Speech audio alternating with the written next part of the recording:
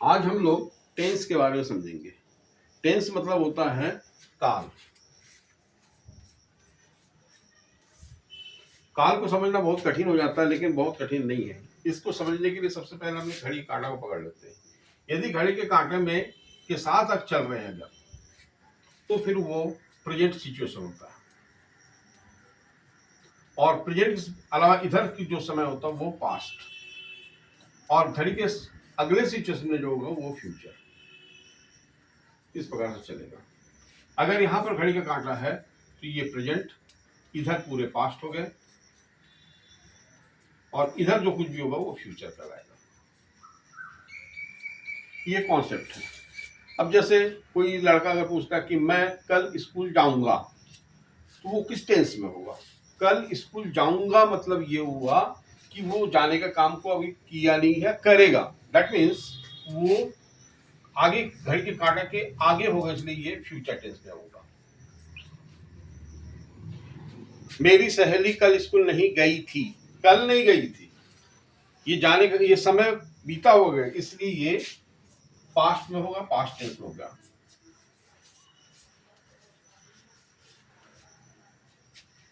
और आज हम लोग स्कूल जा रहे हैं, अभी जाने का काम कर रहे हैं, या हम लोग स्कूल जाते हैं, तो फिर वहां पर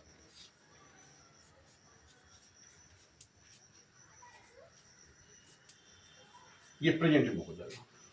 तो टेंस को आपको पकड़ने के लिए 3 काम करना पड़ेगा। ये देखना पड़ेगा कि घड़ी के साथ हो रहा है, या घड़ी से पहले हो चुका है, या घड़ी के बाद होने को है। इस प्रकार से हमारे पास 3 प्रकार के टेंस हो गए: present tense, past tense and future tense. Correct. अगर इसको अब इंग्लिश में कैसे कन्वर्ट करना, कैसे बताना है, ये सीखना है। आ जाइए सीखते हैं हम लोग प्रेजेंट कंटिन्यूअस टेंस के बारे में। कटिंग कर आज हम लोग प्रेजेंट कंटिन्यूअस टेंस के बारे में पढ़ेंगे। कंटिन्यूअस मतलब जो भी एक्शन कंटिन्यूअली चल रहा है, शुरू हुआ है, अभी समाप्त नहीं हुआ है, उस एक्शन के लिए इस टेंस में है, अगर ये प्रेजेंट में घटित हो रहा है। जैसे मैं पढ़ रहा हूं,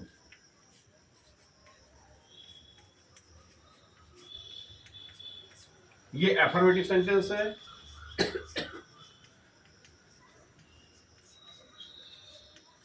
इसलिए ये एफर्मेटिव के पैटर्न के हिसाब चलेगा। एफर्मेटिव का पैटर्न क्या है? पैटर्न एफर्मेटिव, सब्जेक्ट लिखेंगे सबसे पहले, उसके बाद इज या एम या आर, इसके बाद एक्शन वर्ड रहेगा, जिसको हम लोग हेल्पिंग वर्ब भी बोल सकते हैं, उसके साथ आईएनजी जोड़ना है, प्लस ऑब्जेक्ट। जैसे अब मैं पढ़ रहा हूं, मैं, ये सब्जेक्ट हो गया।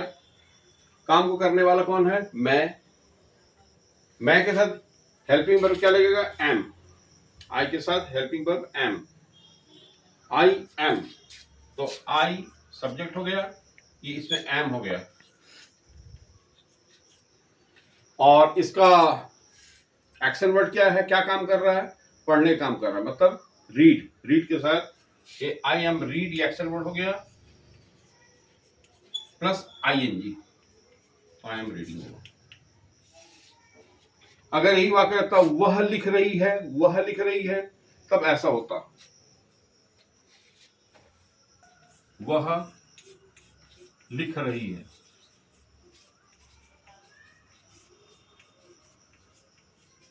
वह इंग्लिश बोलते हैं सी, ये हो गया सब्जेक्ट। सी के साथ क्या हेल्पिंग लगेगा? सी के साथ इज हेल्पिंग वर्ब लगेगा। सी इज, एक्शन वर्ड क्या है? लिखना, राइट।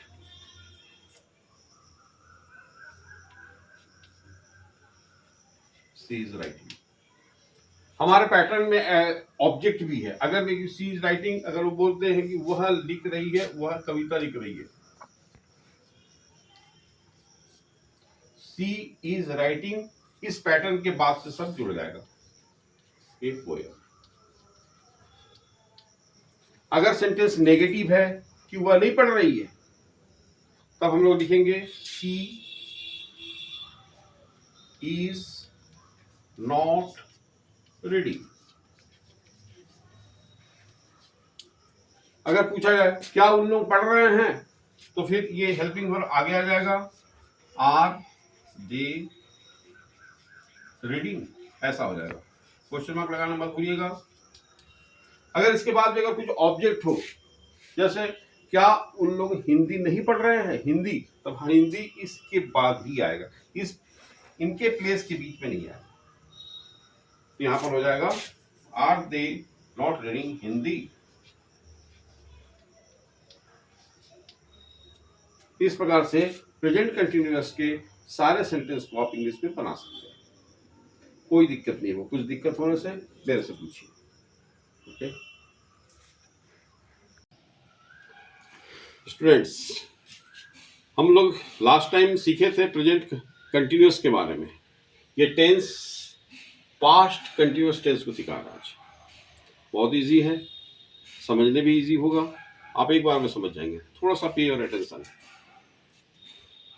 यदि कोई एक्शन पास्ट का हो और कंटिन्यूअस हो, तो फिर वो पास्ट कंटिन्यूअस एक्शन कहलाता है, एंड वो पास्ट कंटिन्यूअस टेंस का सेंटेंस होता है। पहचानेंगे कैसे कि कोई भी सेंटेंस पास्ट टेंस का है, पास्ट कंटिन्यूअस टेंस का है? तो आप ऐसे पहचान जाएंगे, वाक्य के अंत को देखिएगा। यदि वाक्य के अंत में रहा था, रही थी, रहे थे, ऐसा अगर कुछ हो, तो वाक्य आप समझ जाइए कि ये पास्ट कंटिन्यूअस टेंस में है। जैसे मैं पढ़ रहा था,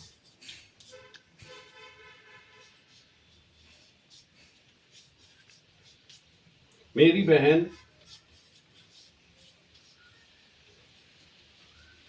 लिख रही थी,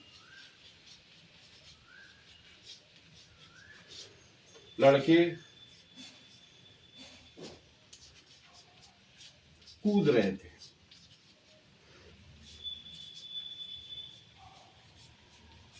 इसके अंत को देखिए, रहा था, रही थी, रहे थे। If any sentence ends with रहा था, रही थी, रहे थे, तब ये पास्ट कंटिन्यूअस टेंस में होगा। कौन सा टेंस में? पास्ट कंटिन्यूअस टेंस में। पास्ट कंटिन्यूअस टेंस के सेंटेंस को इंग्लिश में फ्रेम करने के लिए, ट्रांसलेट करने के लिए क्या करना पड़ेगा? Very easy. एक पैटर्न है, पैटर्न बताता हूं, आपको उसी पैटर्न में चलना है बस। इसके लिए पैटर्न ये है, पैटर्न एफर्मेटिव सेंटेंस के लिए है। सब्जेक्ट, उसके साथ वाज या वेयर, फिर मेन वर्ब के साथ आईएनजी, फिर ऑब्जेक्ट। आइए समझ लेते हैं। सब्जेक्ट, सब्जेक्ट में होता है काम को करने वाला। जैसे मैं पढ़ रही हूं, पढ़ रही थी, तो सब्जेक्ट क्या हो गया? मैं। आई के साथ वाज या वेयर में क्या लगेगा, इसको थोड़ा डिटरमाइन करना है। आई के साथ वाज लगता है, I was. What is the main verb और एक्शन वर्ड? एक्शन क्या था? पढ़ना। पढ़ना को इंग्लिश में क्या बोलते हैं? रीड। रीड को यहां लिखेंगे plus ING. I was reading, मैं पढ़ रही थी। Very simple. अगर यहां पर हो, हम लोग नदी में तैर रहे थे, हम लोग नदी में तैर रहे थे, कौन सा एक्शन है? पास्ट एक्शन है। कंटिन्यूटी है, तैरने का काम चल ही रहा था, इसलिए पास्ट कंटिन्यूअस होगा। सेंटेंस क्या है? एफर्मेटिव सेंस है इसमें, इसलिए एफर्मेटिव सेंस होगा। तब हमारा पैटर्न क्या अप्लाई होगा? Subject, was, were, main verb, ING, object. तो हम लोग नदी में तैर रहे थे, इंग्लिश में क्या कैसे करना होगा? इंग्लिश में सब्जेक्ट को वी के साथ क्या लगेगा? वाज या वेयर में? Were, we were. फिर एक्शन वर्ड है, उसके साथ आईएनजी, तो स्विम। स्विम मतलब तैरना होता है, वी वेयर स्विमिंग। ये पैटर्न को फॉलो हो गया। पूरे पैटर्न को वी वेयर स्विमिंग। अब ऑब्जेक्ट में कहा स्विमिंग कर रहे थे? नदी में। In the river. In the river, we are swimming in the river. अगर कोई पूछे what we are you doing, अब तो we are swimming in the river. What we are you doing? We are reading. What we are we doing? Sir we are playing in the ground. बस simple. इससे आप बोल भी सकते हैं, लिख भी सकते हैं और डायलॉग भी कर सकते हैं। एक और समझाता हूँ। तुम नहीं बोल रही थी, इसमें नेगेटिव सेंस है। नहीं बोल रही थी, बोल नहीं रही थी, बोल नहीं रही थी। तब ऐसे वाक्य को बनाने के लिए ये जो नॉट का प्रयोग होगा, इसके बाद नॉट का प्रयोग। तो पैटर्न क्या हो जाएगा? Subject was were not main verb ING plus object. तो तुम नहीं बोल रही थी तो क्या हो जाएगा? तुमको अंग्रेजी में क्या बोलते हैं? यू। वेयर, यू के साथ वेयर लगेगा। वाज वेयर में वेयर लगेगा। इसके बाद ही नॉट का प्लेस है। यू वेयर नॉट स्पीक, ये है एक्शन वर्ड, इसके साथ आईएनजी जोड़ते हैं। You were not speaking. इसको आप जल्दी से बोल सकते हैं। I was not playing, Mohan was playing. I was not reading, Mohan was reading. My sister was not reading, my brother was playing. Speed भी आ सकता है। और फिर आप इसको अच्छी तरह से इसी पैटर्न पे चलना है। इसका एक एग्जांपल और देता हूं। इसमें इंट्रोगेशन का भाव है, प्रश्न का भाव है। इसमें इंट्रोगेशन साइन है या इंट्रोगेशन का भाव है, प्रश्न पूछ रहा है। तो क्या वह बाजार जा रही थी? It is in past continuous tense. कैसे पता चला पास्ट कंटिन्यूअस टेंस है? यहीं से पता चल जाएगा। कैसा है ये इंट्रोगेटिव साइन? कैसा इंट्रोगेटिव साइन सेंस? कैसा इंट्रोगेटिव साइन से पता चल जाएगा। तब हम लोग इन ऐसी स्थिति में इस वाज वेयर को पहले लिखना है, सब्जेक्ट के पहले।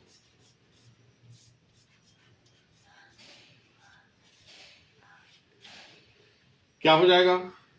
वाज ए वेयर, क्या वह, सब्जेक्ट क्या है? वह है, मतलब सी के साथ लगेगा वाज सी। एक्शन वर्ड क्या है? जाना, गो। एक्शन वर्ड के साथ क्या लगेगा? आईएनजी। वाज सी गोइंग, कहां जा रही थी? To market.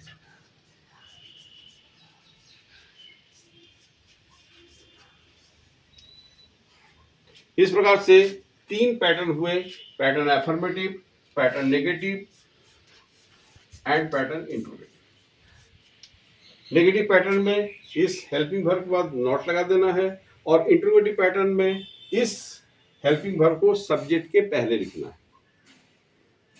ठीक है, क्लियर? ओके। तो आप हैं फिर से कुछ सेंटेंस ले लीजिए।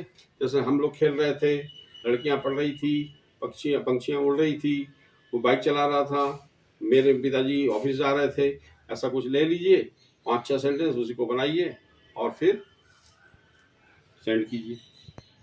ओके। अगर ये चैनल पसंद आता है तो सब्सक्राइब कीजिए। Okay. Good morning friends, good morning students. आज हम लोग टेंस के बारे में सीखते सीखते फ्यूचर कंटिन्यूअस टेंस के बारे में सीखेंगे। Future continuous tense means the course of action which will continue in future, that will be in future continuous tense। हम कैसे करके पहचानेंगे कि ये फ्यूचर कंटिन्यूअस टेंस में होगा? तो एक वाक्य देखते हैं।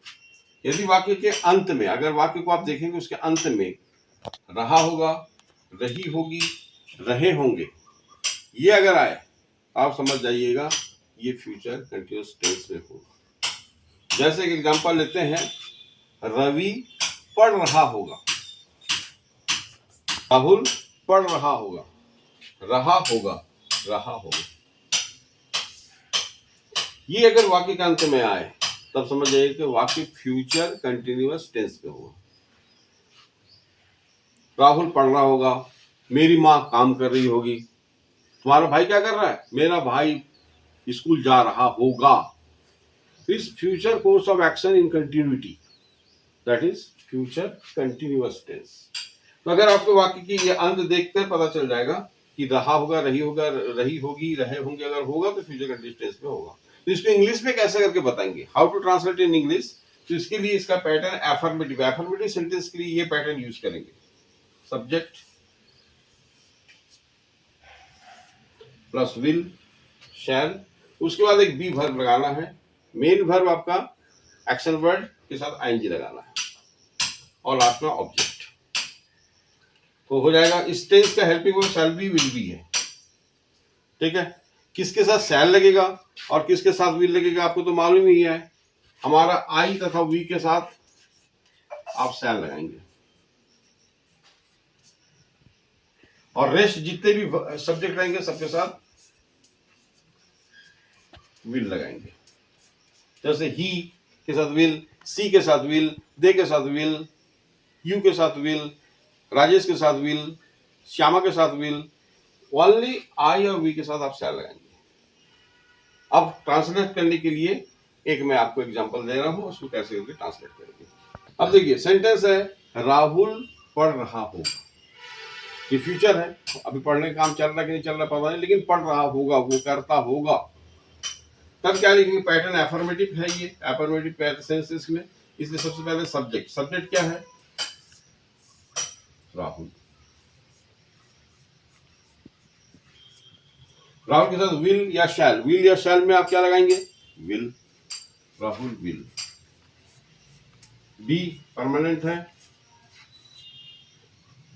Course of action, action word क्या है, रीडिंग, रीड, रीड के साथ आईएनजी जोड़िए, राहुल विल बी रीडिंग। अगर इसमें बोला जाए कि राहुल हिंदी पढ़ रहा होगा, राहुल हिंदी पढ़ रहा होगा, तो आप भी इस हिंदी को रीडिंग के बाद एज ऑब्जेक्ट हिंदी जोड़, राहुल हिंदी पढ़ रहा है। मेरी माँ काम कर रही होगी, my mother will be working, ठीक है। हम लोग नदी में तैर रहे होंगे, हम लोग नदी में तैर रहे होंगे कि क्या होगा, वी के साथ शैल लगेगा, वी शैल बी स्विम आएंगे, स्विमिंग इन द रिवर, ठीक है। इसका एक नेगेटिव सेंस अगर होगा तो क्या करेंगे, अगर ये वाक्य नेगेटिव है, फ्यूचर कंटिन्यूअस में नेगेटिव सेंस दे रहा है कि गौतम नहीं लिख रहा होगा, गौतम नहीं लिख रहा, तो ये एफर्मेटिव पैटर्न जो है उसी में ही सब्जेक्ट विल शैल के बाद नॉट रहेंगे, यहां पर नॉट रहेंगे। तो क्या हो जाएगा, इस अब ऐसा अगर हिंदी आएगा, रहा होगा, रही होगी, तो पता चल गया ये कंटिन्यूअस टेंस में है, फ्यूचर कंटिन्यूअस टेंस में है। और ये नहीं से पता चला ये फ्यूचर कंटिन्यूअस नेगेटिव है, tense future continuous, sentence negative है। तो फिर इसको इंग्लिश में कैसे करेंगे, गौतम, सब्जेक्ट गौतम हो गया, गौतम के साथ विल लगेगा, विल के बाद नॉट लगेगा, बी लगेगा, और लिख रहा होगा राइट, आईएनजी इसमें लगना ही है। तो ये हो जाएगा Gautam will not be writing, Gautam will not be writing. Clear. एक और एग्जांपल ले लेते हैं, अगर यहां पर लिख देते हैं तुम कविता नहीं लिख रहे होगे, तुम कविता नहीं लिख रहे हो, रहे होगे से पता चल गया ये फ्यूचर कंटिन्यूअस टेंस में है, राइट। और नहीं से पता चल गया कि फ्यूचर कंटिन्यूअस के नेगेटिव सेंस में है, राइट। और तीसरा ये पता चल जाएगा कि पैटर्न नेगेटिव अगर होगा तो subject will shall not be main verb ING plus object. तो अंग्रेजी में अगर इसको ट्रांसलेट करेंगे तो कैसा हो जाएगा, तुम, यू यू के साथ will not be writing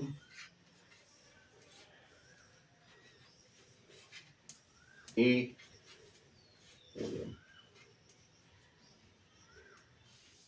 you will not be writing a poem.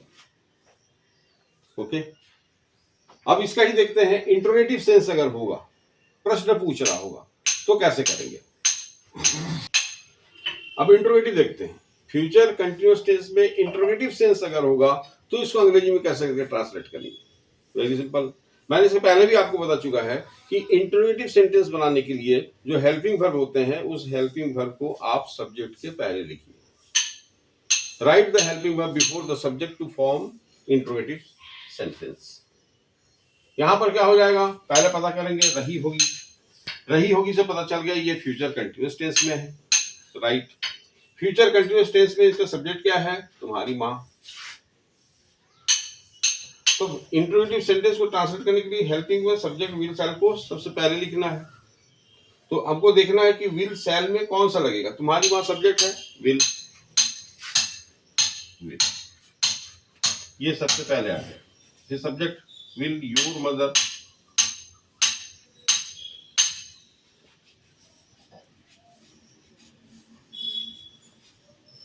Will your mother.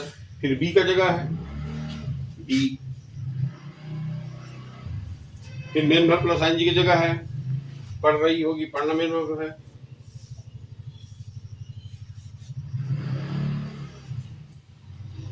Will your mother be reading, क्या पढ़ रही होगी, समाचार पत्र।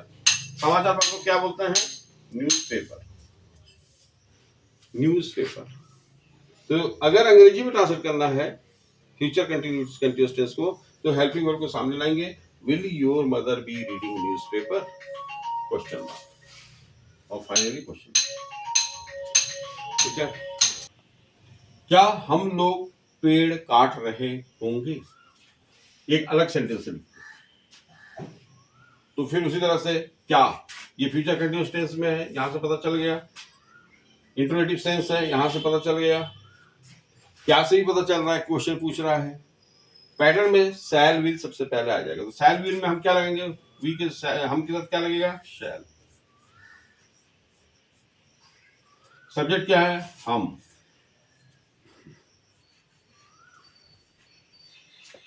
उसके बाद किसका जगह है, बी का जगह है। उसके बाद मेन वर्ब प्लस आईएनजी का जगह है।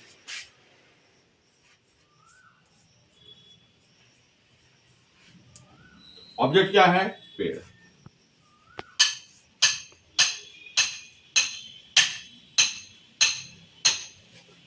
मेरे ख्याल से अब समझ में आ गया होगा। तो हम लोग तीन चीज समझे हैं। पहला प्रेजेंट कंटिन्यूअस टेंस, दूसरा पास्ट कंटिन्यूअस टेंस, तीसरा फ्यूचर कंटिन्यूअस टेंस। तीनों में एक ही कॉमन चीज है, सब में रहा होगा। प्रेजेंट कंटिन्यूअस के लिए है, पास्ट कंटिन्यूअस के लिए था, थे, थी, और यहां पर गागेगी, होगा, होगी। इससे आप पकड़ सकते हैं कि sentence is in present continuous tense, sentence is in past continuous tense, और sentence is in future continuous tense. Accordingly you have to apply the pattern. It will be always correct. Okay, clear? तो मेरे ख्याल से ये present continuous, past continuous, future continuous ये clear हो गया है। अगर आपको इसमें कोई डाउट होगा, आप अपने से सेंटेंस ले लीजिए और लेने के बाद ट्रांसलेट कीजिए। ट्रांसलेट करने के बाद अगर आपको कोई डाउट होता है तो कमेंट में मेरे से पूछिए, कमेंट में लिखिए। और यदि possible, if you like the channel then subscribe it. Okay, next meet करते हैं।